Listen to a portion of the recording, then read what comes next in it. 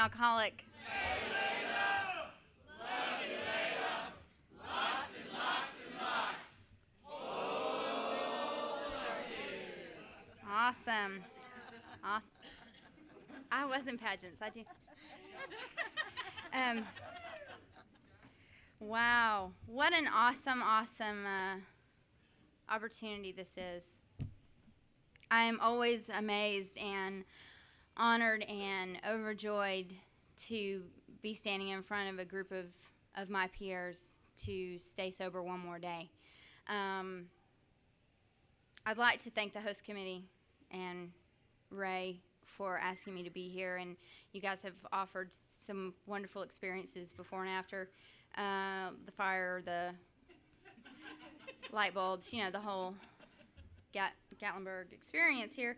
It has been great. It really, really has. The banquet tonight was phenomenal. For those of you that missed it, please don't miss out next year because it was awesome. It's just been really, really fun. It really has.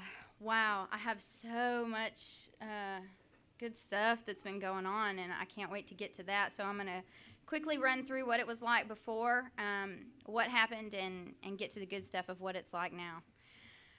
I grew up in an alcoholic home, very typical, divorced parents. My mom was a hippie, my dad was a conservative, so that didn't work out well. And I went back and forth between the homes. So I consider myself to be a responsible hippie, and, only smoke good pot, and, then only drink beer out of a bottle. So it's very sophisticated, very sophisticated. My sobriety date is September 15th of 1992, and I got sober when I was 16 years old, so my drinking career started fairly young and ended fairly young. I have now been sober longer than I drank, which is really, really amazing. It really is. It's an unbelievable gift to finally reach that point in my life. So I grew up in these alcoholic homes, and there was the typical alcoholic stuff. There was violence, and there was raging, and there was, acting like it was all okay on the outside, and everything falling apart on the inside. But as long as the neighbors didn't know, then it was okay. And that's what I learned. I learned that if it looks okay, then it is okay. And so I studied real hard and real long on how to make it look okay. It didn't matter that it wasn't okay. It just had to look okay. And I was never good enough, and I was never pretty enough, and I was never smart enough, and I was never enough of anything. And that can only go on for so long before something has to give. And there were a series of events that happened to me. I moved in. I grew up with my brother, who was very violent and very abusive. And my parents didn't really know how to, or they chose not to for some reason, or whatever their reasons were. There wasn't a lot of punishment put on that, so the abuse continued for a long time. And so I just put up with that. And up to this point, I would drink when I would go visit my mom when I was 8 or 9. I had my own beer stein, and, that's just what we did in my family. It was really neat and cute to play paper dolls and then get drunk. And my paper dolls didn't come with a beer mug, but, my mom would draw one for me if I had asked her, I'm sure. So I would go and I would do these things with my mother, and then I would come back and I would live with my father, and things would look just like Leave It to Beaver. We lived in a really big, nice house on a really big lot, and, went to good schools and, all the whole 9 yards. And I listened to the speaker last night, and he was talking about remembering being embarrassed to invite someone over. And I would beg and plead every Thursday night when it was like sleepover night to please let me go stay at someone else's house. And I usually wasn't allowed. But they were like, well, you need to just invite someone over here. Well, that was not going to happen because I didn't want the rumors to start about how it really was behind the closed doors. So I didn't do too much of that, and things started getting worse with my brother, and I started needing to fill a hole inside of me that was growing progressively bigger every day. And I got the opportunity to go live with my mother. who was an active alcoholic at the time. And so I jumped on that opportunity, and I went and I moved to Virginia. I grew up in North Texas, and so I left Texas and went to Virginia, and sorry, I want to be in the hot tub too. Okay, Virginia. Sorry, Ray. Sorry. So I moved to Virginia, and I decided I was going to start a new life there. And so I went to school, and I, started running with the popular crowd, and I got into cheerleading, and I was dating football players, and it looked real good outside. It looked really, really good. And it was really, really empty inside. And the hole kept getting bigger and bigger and bigger. And I moved in from one alcoholic home to another alcoholic home, but this alcoholic home, there wasn't any arguing. Everybody just got drunk and stoned and quiet. So that was kind of nice. And they left me alone, and I pretty much started raising myself at 12 or 13 years old. So I'd come from this incredibly controlled environment from my father, who was very, very controlling, and moved into this one that had no rules, no boundaries, no limits. It was just basically a free-for-all. So I, had a free-for-all and started running with the fast crowd. Is that what they call it anymore? I don't think they call it that anymore, but it was the fast crowd back then. And so I was a fast girl. And I probably shouldn't brag about that anymore. Anyway, don't send this to my husband. Okay, so to speed things up a little bit, I started running with these crowds, and I heard Hugh talk about how he would say things like, I'm never going to smoke, and I'm never going to do this, and I'm never going to do that. And I had a list that was, like 6 miles long of things I was never going to do. Smoking, drinking, and doing drugs were at the very top of that. Oh, and like premarital sex. That was all at the top of that list. That did not last very long. I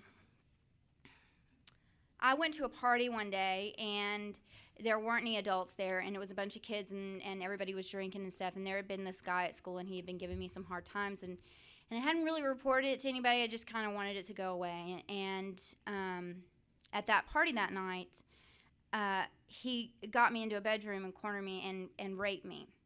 And that very moment, all the stuff that caused the hole before that came to a head. And it was too much. It was the straw that broke the camel's back. And it was like someone had taken a shotgun and blown me out right in the middle. Like there was just nothing left there. And there wasn't any way of holding it together. And so I went home that night, and I didn't tell anybody. And I didn't tell anybody about that for 3 years. Because I was never good enough, I was never pretty enough, I was never smart enough, and so surely that was my fault. And I was not going to tell anybody, because then they would just think I wasn't good enough, I wasn't smart enough, I wasn't strong enough, I wasn't pretty enough. And so what happened was, because there wasn't anything left there to keep that hole from just gaping wide open, I had to find some new way to fill it. Drugs and alcohol. Great way to fill that hole is what I found. And so I started doing things like, stealing my mom's dope and drinking her beer. And she came home one day, and I just started, doing these things. And she said, we're moving. Oh, I forgot this part. This was kind of funny. They used to do these drug shows on cable back then. And I had just watched this show on how West Palm Beach was the crack capital of the United States. I was terrified of crack, It was really, really scary when it was just first coming out. So it was like this big expose I had just watched. Not 20 minutes later, my mom comes home, we're moving to West Palm Beach. I'm envisioning everyone on crack in this, 700,000 people all on crack, because that's what the show was, about. So I was terrified. I didn't want to leave this life. As bad as it was, it still looked good. And so as long as it looked good to you, it must be okay, because that's all I knew. It didn't matter that I had this huge gaping hole. It didn't matter that I couldn't stand to look in the mirror. It didn't matter that I was 13 and 14 years old and couldn't go to sleep when I laid my head on a pillow because the noise wouldn't stop. It looked good. That's all that mattered. So we picked up and we left, and I declared Mondays and Fridays pot holidays. It's helpful when you move in with a drug dealer to do that. My mom had high-quality friends back then, so that's who we moved in with. And I learned all sorts of new tricks, what shooters were and what parties were and, all the nightlife that you can imagine coming along with South Florida. That's what I started enjoying at 14 years old. And things progressed and they got worse. And then I got the opportunity to attend a new school. And it was a magnet school, and you had to audition and this, that, and the other. And it was the goody school, the slow crowd school, I guess you would call it. And and I said, that's it. This is where it stops. We weren't special, I promise. It wasn't the special school. It was just the slow school. Well, that would be the special school, wouldn't it? Anyway, so I decided, I made a decision. You know that decision you always make? That, I know some of you made it. Don't act like you haven't, because I saw you. You can't look like that without having made that decision. And the decision was, it was going to be different. It was going to be different this time. And I was going to stop the drinking, and I was going to stop the drugging, and I was going to actually go to school 5 days a week, and I was going to participate. And it was easy to do that for a while. We had moved out of the drug dealer's home, and so it was just my mother as the drug dealer. And so it was just us. And the kids at school didn't drink. They didn't know what a keg was. They didn't know what a bong was. They didn't know what a pipe. They didn't know what any of that stuff was. So it was really easy for my life to slow down a little bit. And so that lasted for about 9 months. And I was absolutely batshit crazy. Because there wasn't anything to keep that hole from gaping open. There wasn't any medication going into that. And I was extremely violent, and I was the kind of person that people always loved, but they thought I loved myself even more, because I was overly boastful and overly arrogant and overly in your face, because I was terrified behind that mask. And so I thought the bigger and the better I put it out there, the less you'll know I'm feeling smaller and smaller every day. And so I started my freshman year of high school, and I did really well, didn't do drinking, didn't do drugs. And I got a call one day in the principal's office. I guess this was in February of 91.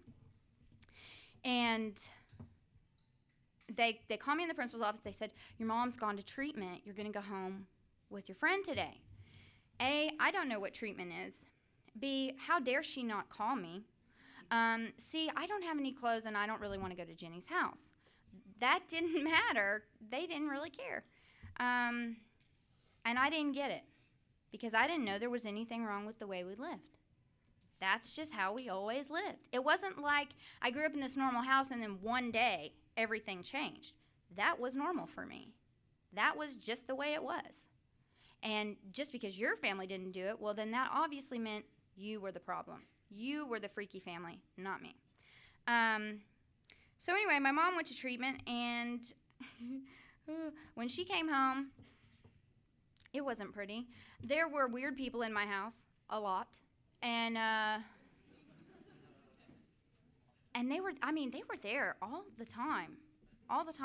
And then, except for those hour and a half when they would leave and go to that meeting place.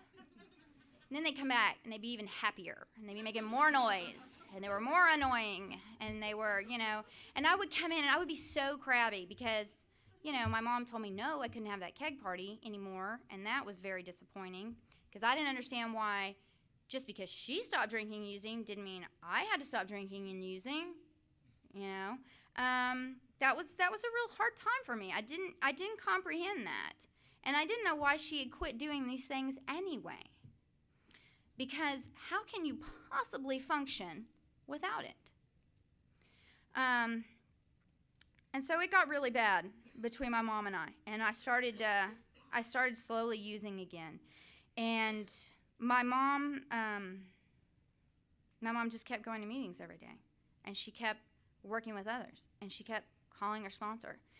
And that lady was really annoying because she would tell my mom stuff like, don't enable her. You know, I like enablers when I was drinking. How dare you take her away from me? You know what I'm talking about, don't you? Yeah, I say. And so that was a really difficult time for us. And there was a lot of unpleasantries in our home. I went away that summer because I couldn't take it anymore. And so I moved there for about a summer to Marble Falls, Texas, population 4,007. And there's 5 things to do in Marble Falls. Drink at the dam, drink in the pasture, drink at the barn, have sex at the dam, have sex at the pasture. I guess there's 6. Have sex at the barn.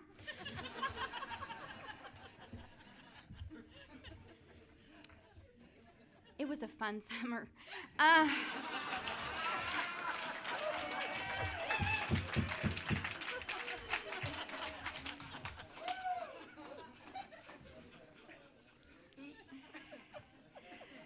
I forgot to mention, though, that my grandfather, who I was living with at the time, my grandmother and my grandfather was sober and a member of Alcoholics Anonymous. And every night after dinner, he'd say, you want to go to a meeting? You want to go to a meeting? You want to go to a meeting? You want to do your algebra homework, or you want to go to a meeting? Algebra looked so good that summer, I cannot tell you. I still managed to fail, but it looked better than going to a meeting. And I avoided that. I avoided that all summer because I didn't need that. It still looked so good out there. Couldn't you see that? And you know, when it's someone in this room looking at it, we can look right past that. And we see what's really in there. And we see the emptiness in the eyes. And we see the gaping hole in the soul. Because we identify. Because we have been there. Because the book tells us we have the power to help when no one else can. Because we've been there. And that's an awesome gift of Alcoholics Anonymous. But it sucks when you're the one drinking and you've got someone sober seeing it in you. Want to go to a meeting? Want to go to a meeting? Hell no, I don't want to go to a meeting. So I would get these letters from my mom, and she would mail me AA pamphlets. I could not get away from it. It was everywhere. It was all-encompassing in my life. And I proceeded to drink that whole summer. Every night. Every night I got drunk. And actually, it was really funny because my grandmother, she brought that up to me the other day. Some people that I stayed with that summer had reminded her that I snuck out of their house. They were like 75, and I snuck out to go get some vodka that was on the front porch that I had left out there so that when they went to bed, I could sneak out and get it. I walked all the way around the back of the house. They had the front door unlocked. I didn't even know that. And they remembered that to this day. They remembered that, and they didn't want to tell on me because they were trying to protect me. Now that is a good enabler. So let me speed things up a little bit. So I told my mom she had been dating this guy in Alcoholics Anonymous who I really didn't like because he said stuff like, you're selfish and self-centered. Excuse you, hello. You're the one wearing cutoffs and flip-flops.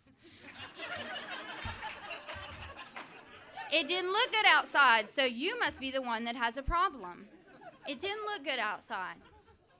Can't you see I match? Hello.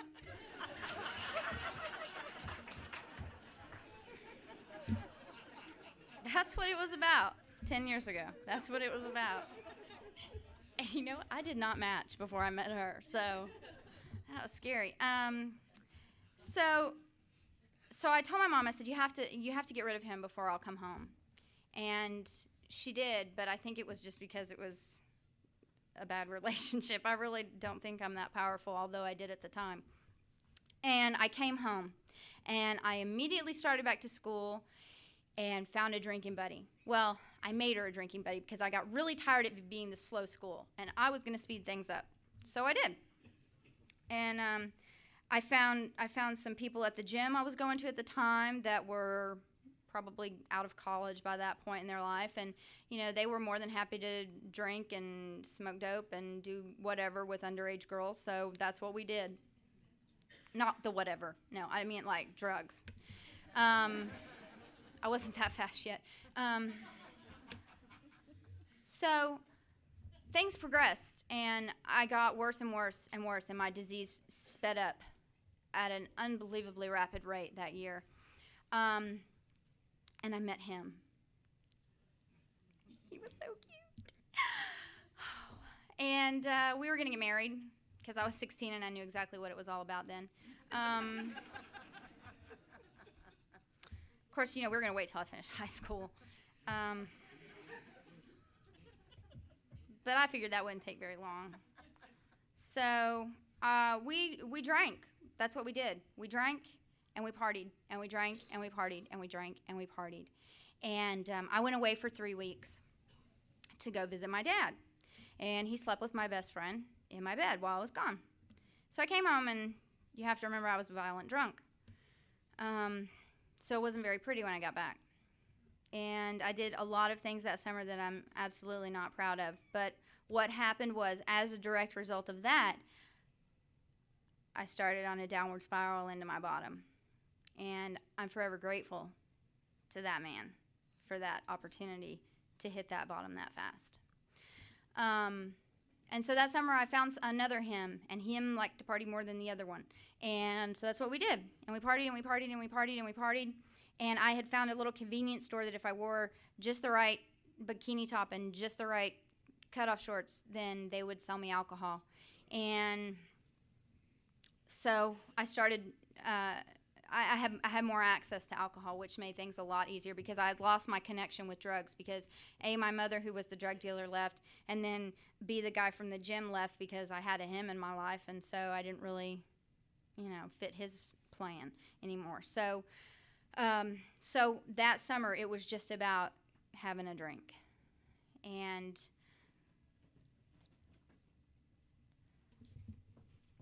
the last night I drank, we decided we were going to have the party at my house because my mom worked 2 jobs because she was a single mom and she was doing the best she could. And she worked from 4 to midnight. So we decided we were going to have the party at my house, and as long as everyone was out by midnight, it would not be a problem. It would be fine. Well, I started the party before anybody got there, about 4:30 after my mom left. And, you have to be a good host. And so the party consisted of me and 2 other guys because I don't know that I ever really invited anyone else except guys, but only 2 showed up that night. So one of them was the guy I was dating, and I remember it wasn't really that late, I don't think. I think it was probably around 9 o'clock, and we were in my bedroom making out or whatever, and we were totally drunk, and I was going in and out of a blackout that night, and I heard this banging on my door, and we thought it was the other guy in the other room. And so my boyfriend yelled some stuff, and my mother yelled some stuff back, like, open fucking the door, and you never seen a 17-year-old boy move so fast as he did when my mother said that. And he jumped up, and I jumped up the best I could, and I walked out in the hallway, and she didn't say anything. And I could see it in her eyes. And she told them to leave. Well, she left. And I said, "Do not leave. She will come back and kill me. If you're here, there will be witnesses. I will be safe." They're scrambling. They don't want to stay around and see my mother again. So I got really, really sick. And next thing you know, there's another knock on the front door. And it was a couple from Alcoholics Anonymous, a man and a woman. Well, the man, you know what he did. Rounded up the boys. And I don't even know what their lecture was. But what happened was, and this is the moment in my life where I had my spiritual experience. And that was, I sat on the edge of my bed with a woman named Jane, and I said, my mouth opened and these words came out: "I can't stop." And it was that simple. And the next morning I was in detox. Because, when you got the alcoholic connection, you're in there quick. They don't want you to change your mind. They probably would have got me in that night if they could. But I wanted to pack my bag and make sure I had matching clothes. So I did that, and they didn't have any openings at the adolescent unit. And so I stayed in the adult unit. And this was a facility called CARP. And I don't remember what CARP stood for, but it was a very, very low bottom. It was for indigents. And I was, this long blonde hair 16 cheerleader. It looked so good outside, always matched. And I went into this room, and they told me they were going to have a nurse with me 24 hours a day because I was in there with female convicted rapists and murderers and crackheads, which, of course, I'm terrified of crackheads because I'm nothing like them. And sophisticated. And when I went to my first counseling session after that, because I had determined that those were the people that needed the help. And it was like Hugh shared last night. An alcoholic, even though my mother was an alcoholic and my grandfather was an alcoholic, that wasn't real to me. What was real was the old man that lived under the bridge, that had the long shaggy beard, that drank out of a paper bag. And I certainly was not that. And so the first day I went in and I figured out that you have to tell them you're an alcoholic, because if you don't, you're never getting out. So I went in, yeah, alcoholic, yeah, drug addict, yeah, can I go home? And they let me out 3 days later because I was finished with my physical detox. And what happened was I talked the talk. I had no belief, and I had no action to back that up. And so I left that detox facility and didn't go into treatment and didn't go to an Alcoholics Anonymous meeting and didn't hit my knees and didn't read a book and didn't find someone else to work with. And so I went crazy. Because that's what this drunk does when I don't have something to fill the hole. When I don't have my medicine to fill my hole, I go crazy. And so within the next 2 weeks, Hurricane Andrew hit South Florida. I don't know if you guys are familiar with that, but it was mass devastation. It was a Category 5 hurricane. And I went through that, and then I started my junior year of high school, which that in and of itself is dramatic. And it just got to be too much. It was just too much. Those two events, and I'd wrecked the only car we had. Sober, wrecked that car. And so one day it had just been too much. And I got an idea. And the idea was, this is great, you're going to love this. Okay, the idea was, because those two hymns had bailed on me, it was their fault, of course.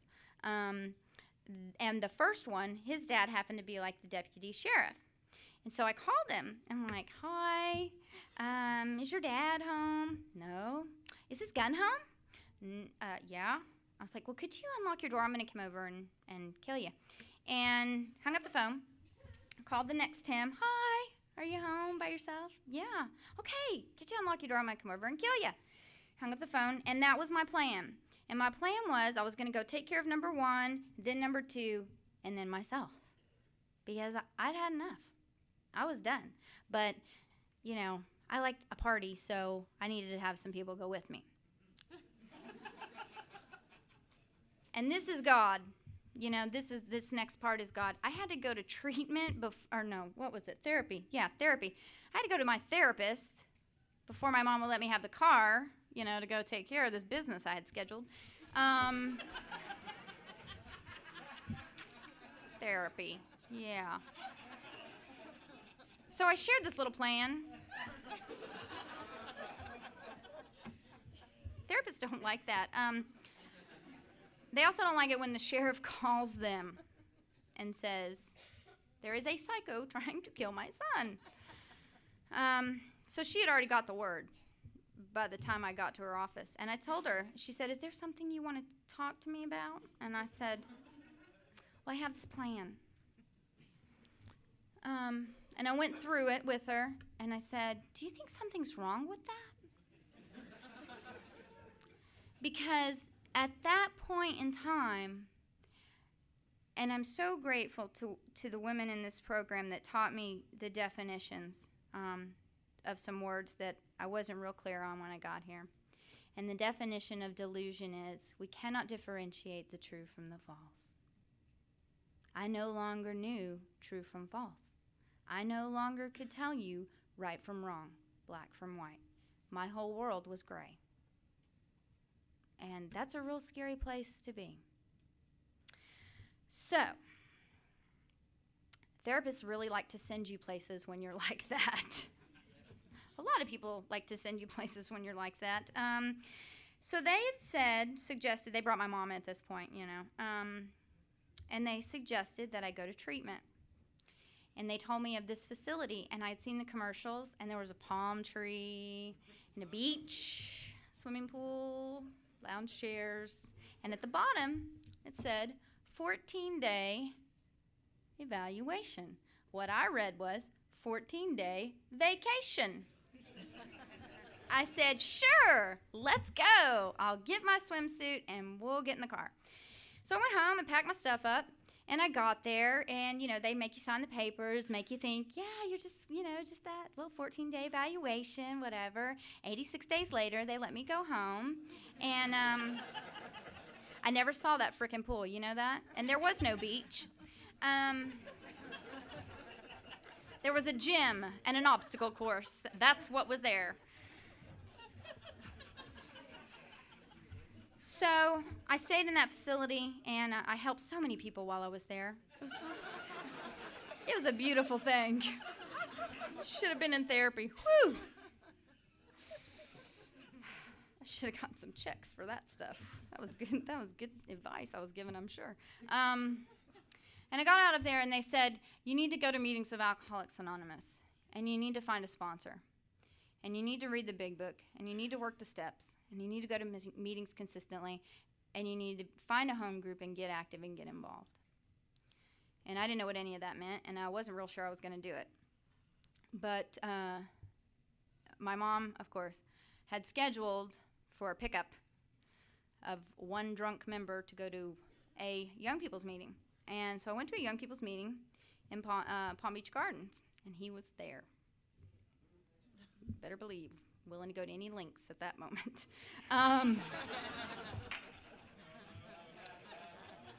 And he said, and I will never forget it, hi, are you new? No.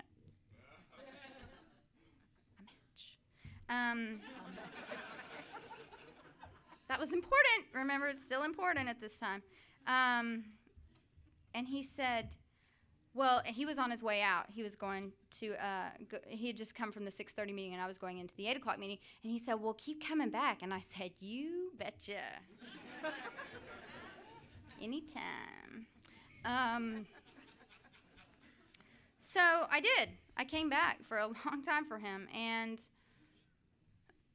I found a sponsor, and I want to put this out there because if there's anyone new in Alcoholics Anonymous tonight, I heard that word, and like I told you, there were some women in this program that taught me new definition to some words I didn't know.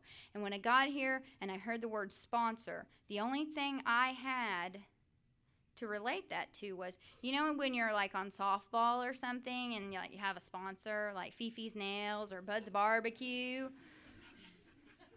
I thought the Mercedes dealership would be a really good sponsor. And then they pulled me aside and told me, no, honey, that's not what that is. A sponsor is someone who's worked the steps ahead of you and knows the book of Alcoholics Anonymous, can lay the kit of tools at your feet and show you how to live this life. That didn't sound like much fun. So I said, well, can he be my sponsor? Because I'd willing to take anything he laid at my feet. And honest program. And they said, no, honey, you need to find a woman. So, I'm desperately searching for one. And I didn't ask any qualifications. She could have, just gotten off the treatment bus, too. I didn't know. And I said, hey, will you be my sponsor? And she said yes. And luckily enough, she had been sober for a while. And she had been watching me. I think there were a lot of people that had been watching my crazy ass that week. And so I asked this woman to be my sponsor, and things didn't work too well with us. That hymn, she told me I wasn't allowed to see him. What kind of crap is that? Don't you know I'm 16? Don't you know I need to have a life? Don't you know if this deal isn't fun, then I'm not going to stay? And so what happened was you guys taught me what fun could be in different ways. You guys taught me that it could be fun to sit at Denny's until 4 o'clock in the morning drinking the worst coffee you've ever had in your life. You know? Horrible on your kidneys. But, and you taught me things like you could go to an AA dance and you didn't have to go home with someone afterwards. And those were things you taught me in very slow increments. And the way you taught me that was through example. And I love the tradition, attraction rather than promotion. Because what are we attracting? What is the message that I have to attract you with? Is my message self-centeredness, irresponsibility, unloyal, lack of integrity, dishonesty? That was my message when I came to Alcoholics Anonymous. Today my message is different. Today my message is faith, hope, courage, honesty, brotherly love, service. These are my message today.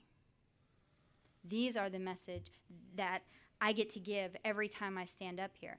These are the messages I have to give you sitting in a room of Alcoholics Anonymous when someone reads how it works. That's the attraction I give today. And you guys showed me how to do that. So anyway, she showed up with him to my party, and that was the end of that sponsorship, because if I couldn't have him, she couldn't either. And so I got another sponsor, and she had a lot of kids, so I knew she wasn't going to go near him. And she was married, and she had a successful relationship, and she went to women's meetings. What the hell is that all about, you know? Why would you do that? And she began to show me why you would do that. And she began to teach me why you would do that. And then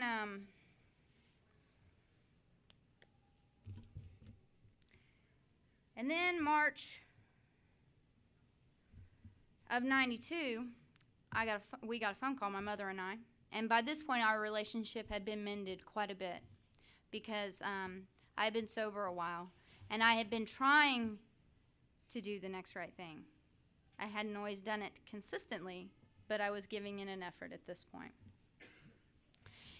And we got the call to come to Austin that I still do this every time.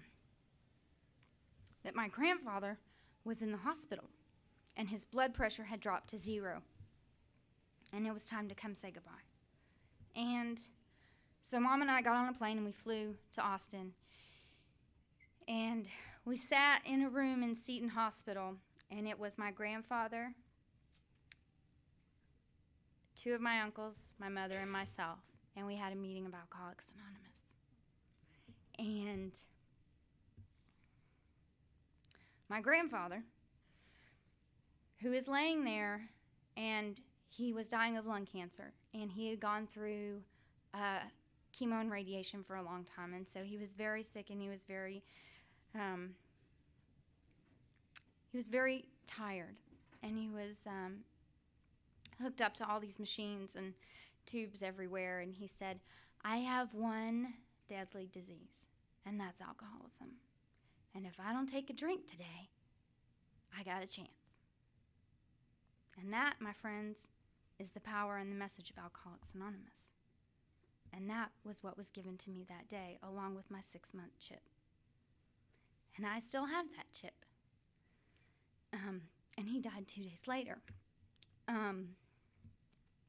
His home group honored him and gave him his 12-year chip because he would have had 12 years 3 months later.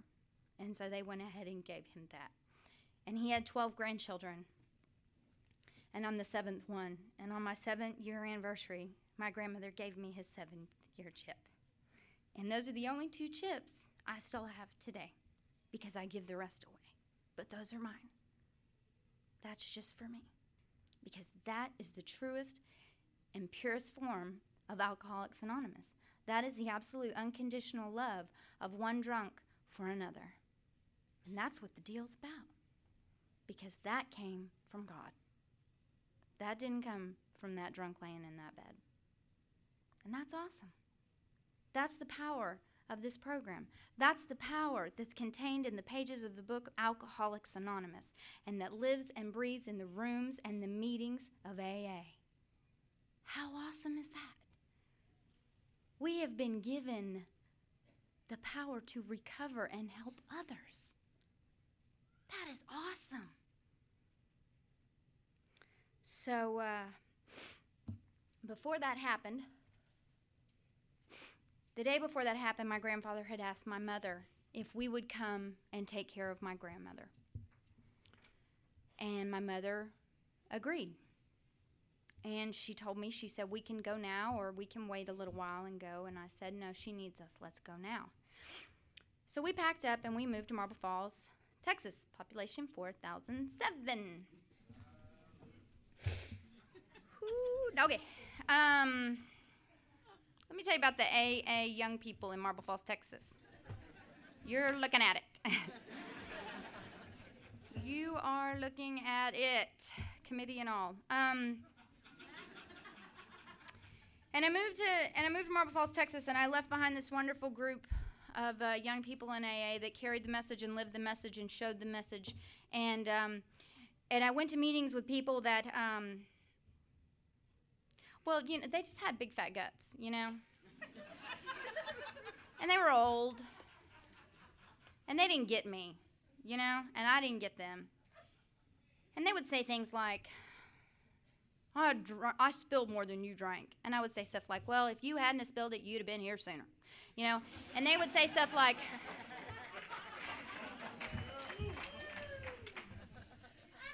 you guys taught me that. You guys taught me that pitiful and incomprehensible demoralization does not come with age, nor does it come with the amount of alcohol and drugs that I put into my body. It comes when I say, enough. It stops now. It stops when I say, I'm an alcoholic and I'm ready to do something different. And I come into the meeting of Alcoholics Anonymous and my seat's been paid for. I've paid my dues. And no one else gets to tell me otherwise. And I got real put out and I got real tired of going to those meetings and hearing that kind of stuff and not being a part of.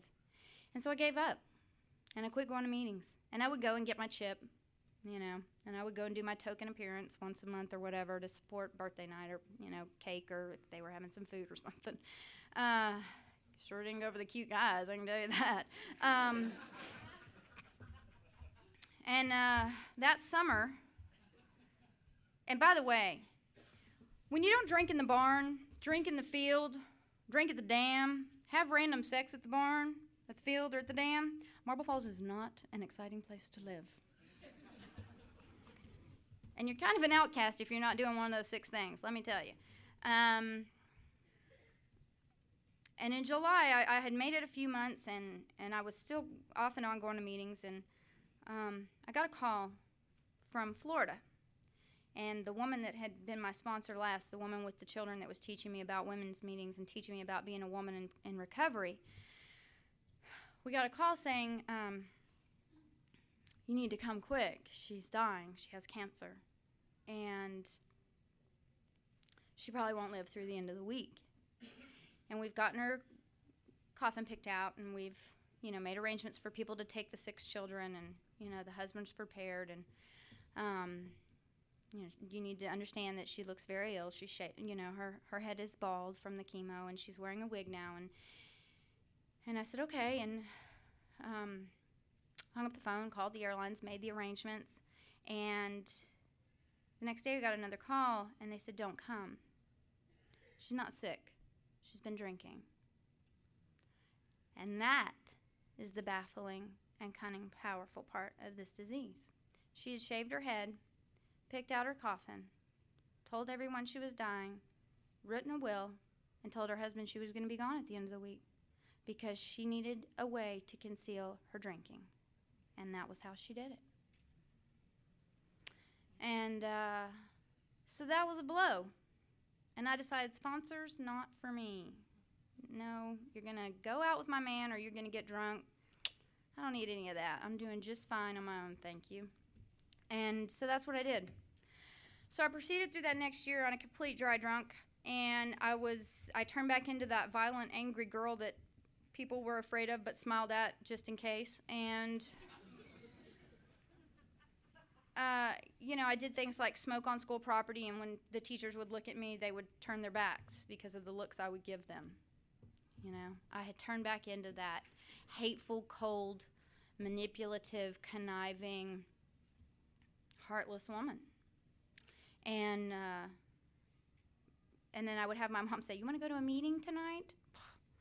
They like to do that a lot in Marble Falls. They always want you to go to a meeting.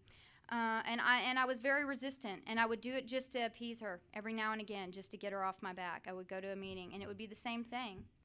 And I would hear the same thing from the same people, and I'd say, "You know what? You don't understand. You don't know. You don't understand. You don't know."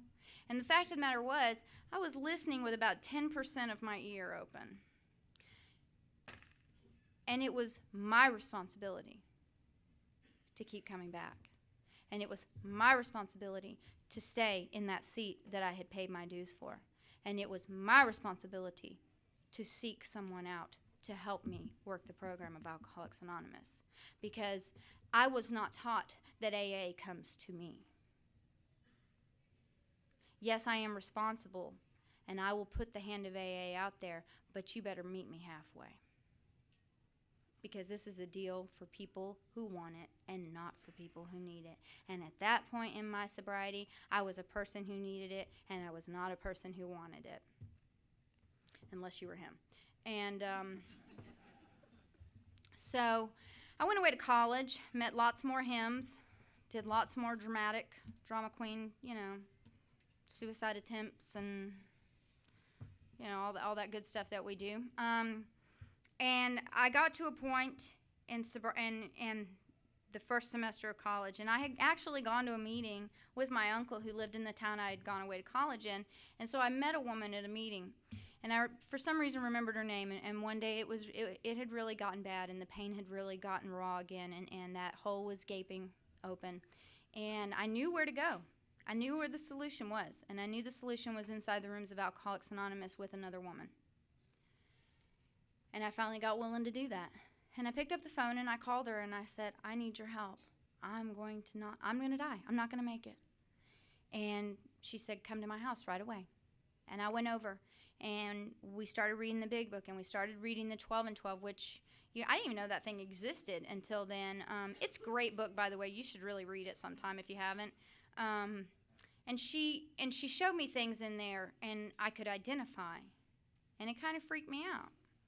Because for a long time, I still back here had that lurking notion that I don't have a beard, I didn't drink out of a bottle, with a brown bag around it. I didn't push a car, I didn't live under a bridge, so I'm not real sure. I hadn't done what page 30 talks about. We have fully conceded to our innermost selves that we were alcoholic. I had not done that yet. This is the first step in recovery, it says. This is the first step in recovery. I had not taken the first step in recovery. So anyway, I worked with this woman, and we did some work, and we got to that thing called the 4-step. Scary. I said, forget it, and I never called her back. I was absolutely terrified. I was absolutely terrified of I don't know what, but I was terrified. And so I just never called her back. And so things got worse, and I did some more geographical cures, and I met with some women, and we'd get 1, 2, and 3 down, and then I'd never call them again. I'd heard all this horror stories in meetings of Alcoholics Anonymous. Oh, the 4-step. Oh, this step. Oh. But I did 9, so I thought that kind of made up for everything. Do not do 9, please, before you do 4 and 5. I had to go back and make more amends for the amends I made without doing 4 and 5 than I did before I did it. So I did some geographical cures. I moved around a lot. I ended up in Alabama. And then I moved to Dallas. And anyway, long story short, I ended up back in Marble Falls, Texas, still population 4,007. And it got really bad. And I decided, you know what, I just need to do it one more time. I just need to move somewhere else one more time. It's going to be different. I'd made that decision again. It's going to be different this time. So I moved to Austin and decided I was going to go back to college. And I started going to school, and in a matter of 3 months, it fell apart. It just absolutely fell apart. I was making great grades. I had made friends. I was, it started looking good on the outside again, but I couldn't hold it together anymore. And I called my mom and I said, I'm checking out. I'm sorry. I can't do this anymore. It hurts too bad. I'm too tired. And she said, come to my house first. And I got my car and I drove to Mom's house. And she sat me through the night. And I got up the next morning and I went to a meeting of Alcoholics Anonymous, a women's meeting of Alcoholics Anonymous. And I met a woman there and I said, I'm not going to make it. Will you please help me? I need your help. I need the program of Alcoholics Anonymous. I know it's the only thing that will save my life. And she said, sure, honey, but I'm moving to Houston in 30 days, so we got to work quick. Sponsor. Yeah, great. So we got in the book, and that's what we did. And we worked quick. And I met with her every single day, and we did step work every single day. And I read the 12 and 12, and I read the big book every day for 30 days. And I did an inventory. And it wasn't, anything miraculous or spectacular, but it was honest, and it was the best I could do with what I had right then. And so she left, and she moved to Houston. And I found another sponsor. And I went through several sponsors for a while, and I met some hymns and did some more things like that. And then I met a woman, and she was what I had been looking for. She knew the book inside and out. She knew that if I had a problem, this was the solution. Didn't matter what he looked like. This was the solution. And she knew how to touch me in a way that no one else could. And that was with the facts, and that was with an iron fist. Because I'm the kind of alcoholic that it talks about in the book. The one that they say is undisciplined? Yeah, that's me. And she knew that. And she knew what it would take. And what it would take was to do the 5 daily things without excuse, without exception. I was to get on my knees and I was to ask for help every day, without exception, without excuse. I was to read something from the literature. I was to contact another alcoholic, preferably my sponsor. I was to go to a meeting, and then I was to get on my knees and say thank you every night, without excuse, without exception. Those were the things I was to do, along with the assignments of following the steps as they are laid out in the book of Alcoholics Anonymous, as well as reading the stories in the back of the book that help me share your experience of how you found a power greater than yourself, which has kept you sober. Because I need you. I need the experiences that were placed in this book. That's what keeps me here today. It's the experience that you had. It's the way that you stay connected. It's the way that you got disconnected and reconnected to that power that still keeps you here today.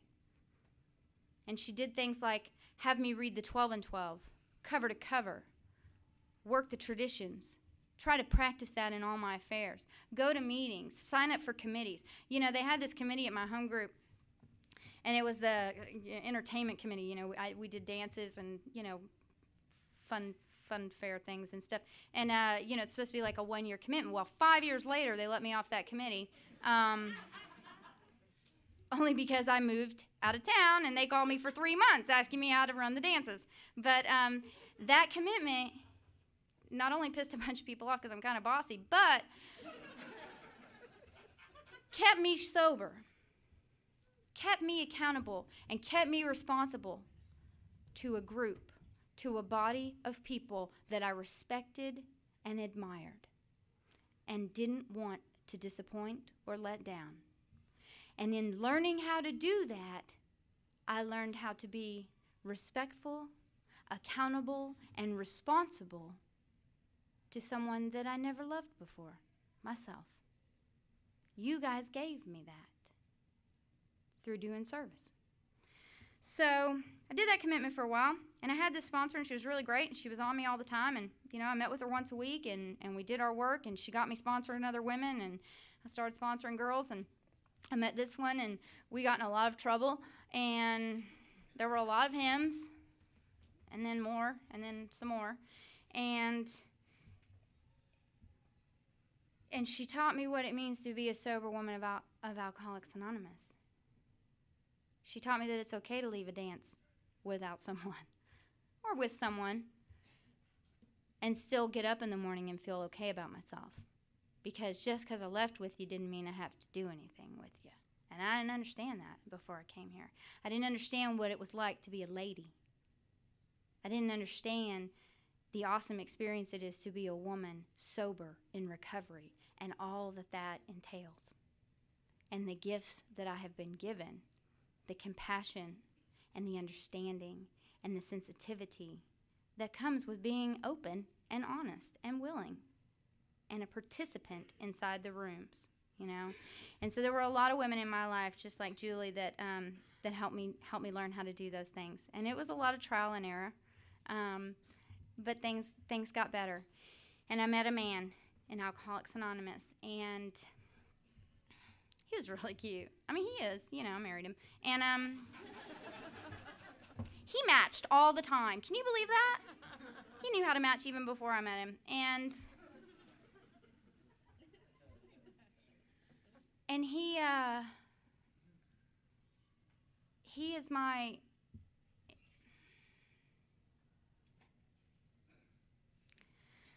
I cannot express what it is like to have that fellowship in my home every day. I wake up with the fellowship. I wake up with someone that's on the common path, that's on the same journey that I am, that's going the same way. And we may do different things to get there from time to time, but we're on the same path and we're going the same way. And that's an awesome experience. And I never thought that was possible, I'm married, I live in a house, I literally have a white picket fence, and I am so suburban, it's disgusting. I cannot even tell you. I'm really tempted to put that airbrush license plate on my husband's car because everyone in my neighborhood would freak. And my life is calm today, and that's something I never wanted before. I wanted excitement, I wanted drama, I wanted grandiose, I wanted the spotlight, I wanted the glitz and the glamour and the fame and the fortune. And today, I have peace and serenity and contentment and calm. And that's awesome. Sometimes it's boring, I will confess, but it is still awesome. It is still an amazing gift that I didn't even know I wanted. I heard one time in a meeting someone shared, and Hugh talked about this a little bit last night, about the gifts that God has for us, and they said that there's this room in wherever God lives, and there's a room there, and it's full of all these packages that are wrapped so gorgeously. And they're big, and they're little, and they're round, and they're square, and they're all shapes and all sizes. And they're absolutely phenomenal. And God takes me down this hallway, and there's a door down there, and there's a couple on the way. And he opens the door, and it's my husband. And it's something I've asked for. It's something I've wanted. And he takes me to the next door, and it's my friends and my family, and it's something I always wanted. And it's something I asked for, and it's something I work towards. And then he takes me to the third door, and that's where all these amazing gifts are. And I say, "What is this?" And he responds by saying, "These are all the things, my child, you simply didn't ask for. They were here for you all along." And that's what I can have in Alcoholics Anonymous, so long as I stay here. I have a whole room of gifts awaiting. All I have to do is stay here, do the work, and expect a miracle, because it will happen. It will happen. It happens to me every day that I stay sober. It happens to me every day that I get the opportunity to work with another alcoholic and see the light bulb come on. I mean, that's awesome. Have you ever seen, when we come in, we're not very pretty. I don't care if you match or not, we're not pretty. And our eyes are like, well, we're the living dead. We are the living dead. And today, we are the brightest lights on the planet. That's my belief. We are the brightest lights. We exude God's love. We have that ability today. What an awesome gift. I mean, that's awesome. So I married this man, and he picked me up and swept me off to Houston. And things were kind of difficult because I left my home group and I left my sponsor, and I've been gone a month, and I got a phone call, and my sponsor in Austin had gotten drunk. I have a lot of women that don't want me to ask them to sponsor them. I don't get that, but they don't after they hear my story. But she had gotten drunk, and I was devastated. I didn't know what to do. I didn't know that I had it in me to find another sponsor again. I didn't know that I had enough faith in the women of Alcoholics Anonymous anymore because it had been shattered a few times. And then I thought about it, and I looked back on where my life was when I wasn't connected to the program and when I didn't have that one-on-one connection with a sponsor, and how absolutely miserable I was. And so I went through some sponsors in Houston, and that was some adventures after, let me tell you.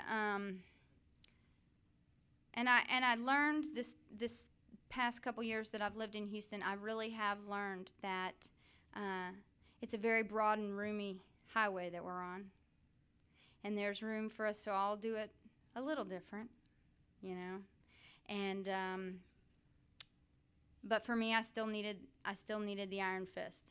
I still needed to be extremely accountable to someone. And so I went back to Austin, and I asked a woman there if she would be willing to sponsor me long distance. And she said yes, she would. And so, you know, when people say willing to go to any lengths, I really do drive 3 hours to go see my sponsor because I am willing to go to any lengths. Thank God for free long distance on cell phones. That's all I've got to say. My husband probably thinks the same thing. And so through all of that, I have been able to maintain a level of comfort and peace today. And that hole isn't there anymore. Excuse me, it's there. It will always be there. Today it has been filled. Today it continues to get smaller and smaller and smaller because I continue to feed it with God, AA, the fellowship, the big book, service work. You know, that's what fills that hole today. It's not pot and Michelob and Jack Daniels and men and money, all of the things that didn't fit anyway. It was like a vacuum for those things. It just sucked it in. Today, it's like Hugh said, it's the piece of the puzzle that fits. You know? Last year, I got a call. I get a lot of calls, in case you guys didn't notice. I should change my number. I got a call, and my stepmother, with whom I have a very good relationship with today because of Alcoholics Anonymous, called and said that her little sister had died drinking and driving, and would I please come to Dallas for the funeral. And I wasn't especially close, and to tell you the truth, I don't really like her family, but that didn't matter. What mattered was I'm a sober, responsible member of Alcoholics Anonymous, and when someone reaches out and needs me, I'm there today. And I have to place principles before personalities, because if I don't, I'm in big trouble. And so I got in the car, and I drove to Dallas, and there was all sorts of, drama and chaos, and but we made it through. And I got to see my little brother, who we hadn't had a very good relationship, and he had become very, very active in his disease. And so I got to spend some time with him.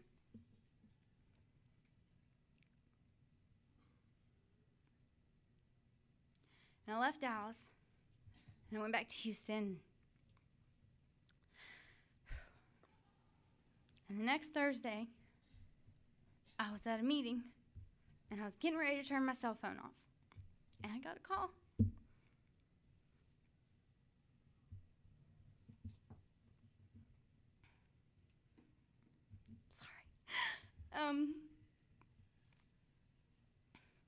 And my little brother was in ICU, hooked up to life support. He had had an overdose. And we needed to come sign the papers to have him taken off the machine.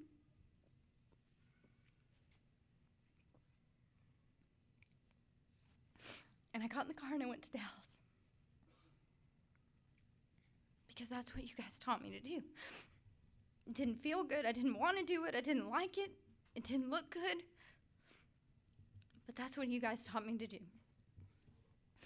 So I called my sponsor, and I'm talking to her on the way, and I've got Greg in the car with me, and he's driving because I'm, obviously not able to drive. And we get to Dallas, and we pick my parents up from the airport because they were in Arizona trying to get over my aunt's death that had happened the week before. And we drive, and we get to the hospital, and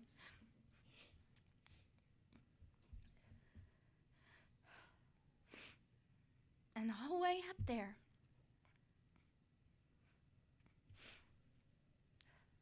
and this is you guys. This is not me, okay? And a lot of people don't like that I say this because it sounds very cold and very callous. But what I heard was, some of us have to die so that some of us can live. And that's what I thought. And when we walked into that room, what I saw was an alcoholic that wasn't suffering anymore. And I was able to go in there and say my goodbyes and know that that alcoholic was finally at peace. He didn't find that peace in the rooms of Alcoholics Anonymous. He didn't have the opportunity to carry the message I've been given the privilege to carry. He carries a different message. He carries the message of what happens if we don't come in and do the deal. I am forever grateful to Alcoholics Anonymous because in the days and weeks and the months that have gone on since then, I didn't want to go to meetings. I didn't want to talk about this. I sure didn't want to feel it. But you know what? I got up. I got on my knees. I read a piece of literature. I called another alcoholic. I read the book. I went to meetings, and I got back on my knees and said thank you. Because that's what you taught me to do. Because this is the program. It is a design for living that works in rough going. It was pretty rough going. And it worked. And I'm still here. And I still have a message of hope. Because that alcoholic died so that maybe, just maybe, someone that's heard me tell this story can stay sober one more day, because I know that kept me sober one more day.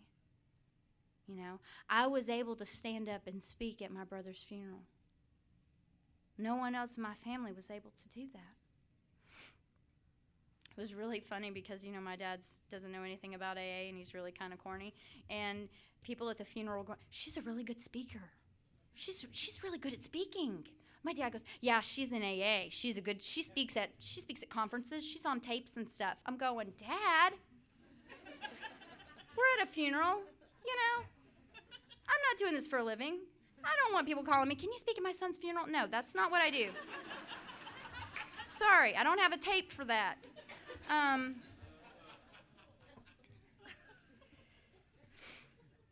Give me a break. But the fact of the matter was, my parents were very proud of me.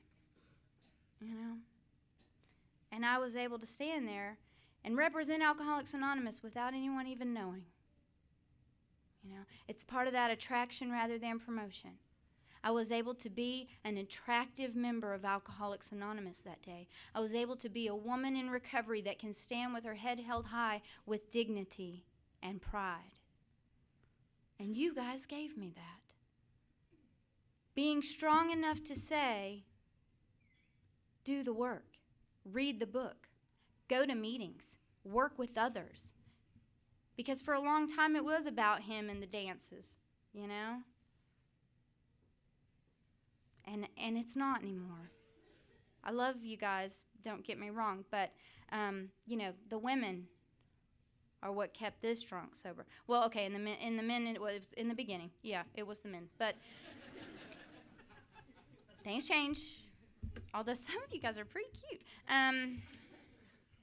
But the fact of the matter is that, that happened last March, and I'm able to stand up here today and know that there was a lesson in that, and know that I was able to come through it and get to the other side, and even find a little bit of humor along the way. Because you guys taught me not to take life too seriously, and I haven't done that. I do take this program in Alcoholics Anonymous very serious, because this is life or death for me, you guys. And it really means a lot to me that I've been able to be here, and I really hope that somewhere along the way I've helped some of you. Thanks for keeping me sober.